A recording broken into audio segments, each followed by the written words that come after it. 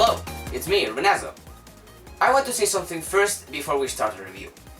First, this video will be released at a time where the game is basically pretty new. So I cannot be judging what it hasn't at the moment, and also since it's free. Second, I want to say thank you to KOSMIC and GLAESHUR. KOSMIC for helping me find a couple things I needed to add to my review, and GLAESHUR for proofreading my script.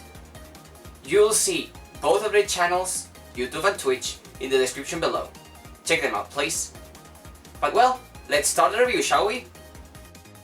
Mario 35, Nintendo's hottest battle royale, just appeared on Nintendo's eShop, and it sure did a good job to surprise me.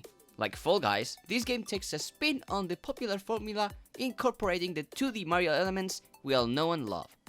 But what is exactly Mario 35? Mario 35 is a free-to-play battle royale game that takes inspiration from the original game with a twist. You are paired with 34 other people, and your goal is to survive as long as possible by collecting coins, increasing your timer, and clearing levels with the added goal of eliminating other competitors by sending enemies to them. You will probably be thrilled to play this game, right? Well, are you watching this in April 1st, 2021? Yes! Yes? Then I'm sorry to tell you that this game is no longer available. But if you're watching this before then, or you are still interested, welcome aboard. Let's first talk about the controls. Using the original Mario 1 mechanics over the new subs was a smart choice. If you're going to focus on the original, might as well use that one instead with a few tweaks. And that's what they did. For example, getting hit as Fire Mario won't return you to Small Mario, which I find as a good change. This gives less skillful players more chances to survive. You can also bounce higher from enemies if you hold the jump button, which is perfect for combos and gaining altitude, and you can also kill both Goombas and Koopas in water. I found myself enjoying these quality of life improvements upon the original structure and polishes what already was an already established mechanic. As I stated before, you'll need to collect coins, kill enemies, and making sure your timer doesn't hit 0, but there's more to it, of course. Coins are essential for two things: high scores and the item roulette. High scores are self-explanatory. They are based upon how many coins you got in a match. And the item roulette acts similarly as Mario Kart's item wheel. It requires 20 coins per use, and once it's active, a random item will be given. It could be a mushroom, a fire flower, a star, or a POW block, which acts as a screen wipe. This feature feels right at home. It adds a bit more strategy to the matches, and it's another helpful feature for experienced players. Next is killing enemies. This is the only way to increase your timer, by the way, so you will be forced to fight against them. And by doing so, you will send those same enemies to other players. You can select manually who to send those enemies by using the left joystick, or selecting pre-selected options like random, most coins, least time, and counterattack with the right joystick. I feel that this specific mechanic is the core feature that makes this game work. They could have went with the basic get to the goal before everyone else to win like Inferno Plus's version. But I like they tried to do something original, and I prefer that. But now, how much content there is inside this free-to-play game? Let's head over to the modes right now. There's only 2 modes available at the moment: 35 Mario Battle and Special Battle. The last one being a weekly exclusive. 35 Mario Battle is the standard mode. When it's chosen, you are forced to choose one of many levels that you have unlocked and select or ignore a starting power-up. Once you are done with the selection, you will be thrown into a match that will take a few seconds to start. Next comes Special Battle. This mode has pre-selected available levels that will appear throughout the match, and has some special rules, like giving you coins and a power-up at the start.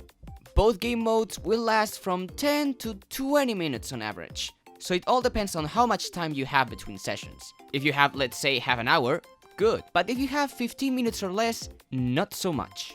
I don't have much to add to this, but having a separate mode that changes the rules slightly is quite refreshing if you start to get tired of the normal mode and vice versa. I would say the special mode is the opposite of the standard mode. It doesn't let you choose a level, and you are giving a starting bonus. After modes, it comes to the levels themselves. Since this game is a celebration of the first NES title, all the levels available come straight from that game. But instead of having all the levels from the start, all of them except 101 are locked. Unlocking levels will require to finish an unlocked and uncleared level in a real match. When it's done, the next one will be available. and this applies to every single level until all are cleared, or at least cleared one time. There's also a second way to unlock them, and that's by just casually finding them in matches and clearing them. Having two separate ways to unlock levels is nice and all, but remember two things. There's 35 other levels besides yours, and both ways are basically RNG, and relying on it can cause some frustration. Speaking of the total coin count, every time you finish a game, you will add the amount of coins obtained in the match into the total coin count. The only use this has for now is for starting power-ups, nothing else. Which makes this feature totally useless if we take into account that you can get power-ups at the beginning of most levels, and that will make sure you won't get into the top 100. And getting into the top 100 will take a lot of training, which makes me think, is there any tutorials? Well, yes but no. 2D Mario is quite well known, so a tutorial for such basic mechanics will be redundant. This game instead takes a training mode approach. If you select it on the menu, you will be able to play any level you have unlocked without any time restrictions. You are free to clear the level yourself as much as you want without interruption. Speaking of interruptions, Nintendo will surely interrupt you from playing this game after March 31st. Which makes me think about future content this game could get. I mean, if this game has timed availability, the chances of receiving updates/DLC will be very, very unlikely. Even worse is the actual people who would buy them, because why spend $5 on a game that will be dead after a while? And this makes the online service worse. Titles like Mario 35 and Tetris 99 are the critical pillars when it comes to the argument of Nintendo Switch Online being worth the cost. And seeing Mario 35 disappear just hits the final nail in the coffin of the Nintendo Switch Online is worth argument. But in the end, Mario 35 is a really enjoyable game that takes the original formula into a fresh new experience.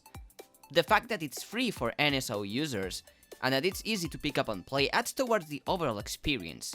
The content for now is more than enough, but due to the weird situation this game is in, I feel that updates might not come out at all. But overall, I will give this game a score of 9 item roulettes out of 10. If you own a Switch, and you bought Nintendo Switch Online, get yourself a treat and download this game. You won't regret it. Did you like my review? Is there something I missed? Do you have any ideas on what they could add or improve upon? Feel free to reply in the comments below. If you like what you saw, consider subscribing and following me on Twitter. See you in 2 weeks, everyone!